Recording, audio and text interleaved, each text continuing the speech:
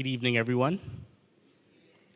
So behind me, we have some of the past students, or some of the students who have passed through Shiloh, some of the alumni. I'm just going to be addressing you for a few minutes, not terribly long.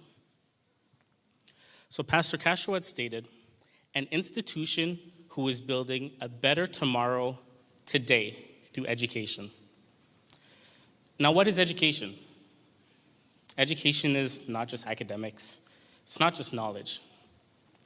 According to dictionary.com, education is the act or process of imparting or acquiring general knowledge, developing the powers of reasoning and judgment, and generally preparing oneself or others intellectually for mature life. Now, this may not come as a surprise to anyone, but it's not knowledge that our youth need. With access to the internet from toddlerhood, they're brighter than ever. My grandma, she's 100 years old, and she often claims that this generation just outpaces her. I far disagree, but that's how they view it. From the perspective of knowledge, though, she wouldn't be wrong. We have access to so much. But it's not knowledge in and of itself that our youth need today. It's investment. It's real education. When you can get into the core of a human being and you can elevate the person into who they were created to be, that is where you see true transformation in that individual.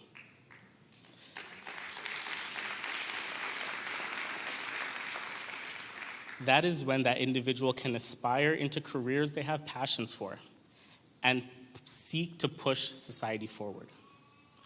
Within the context of what we now define as education, many educated women have passed through this school, notably Sandy Eubanks, a personal injury lawyer, Denesia Blake Hepburn, who's currently conducting research at U of T and is sent from the university to speak all over, and Sabrina McHugh Thomas, a pediatric psychologist. However, tonight, as you may notice behind me, we have highlighted some of our young men.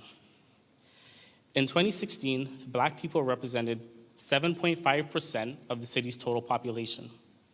In 2021, nearly 1 out of every 15 young Black men experienced jail time, in comparison to 1 out of every 70 white men. Young Black men have incarceration rates ranging from 7,000 per 100,000 in Ontario, compared to 1,400 for younger white men. In 2021, according to the Government of Canada, despite representing about 4% of adults in Canada, Black people accounted for 9% of the total offender population in federal corrections.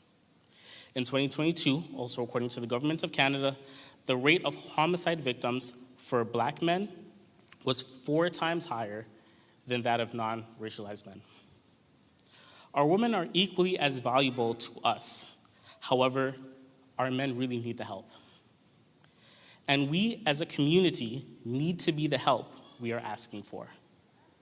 Alongside the generosity of the city, the province, and the nation, we have our part to do as well. Because no one is better able to help us than us. We appreciate your understanding of our issues. We appreciate the heart you have to see things move in our community, but it starts with us. You can lead a horse to water, but you cannot make it drink. And as a community, it is our job to drink. For those who are not a part of the community, we are not asking you to do the work of helping the Black community. We are doing that already.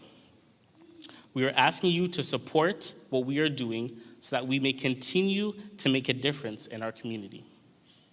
We are asking you to lead the horse to water so that we can drink. We are asking for your support. Thank you.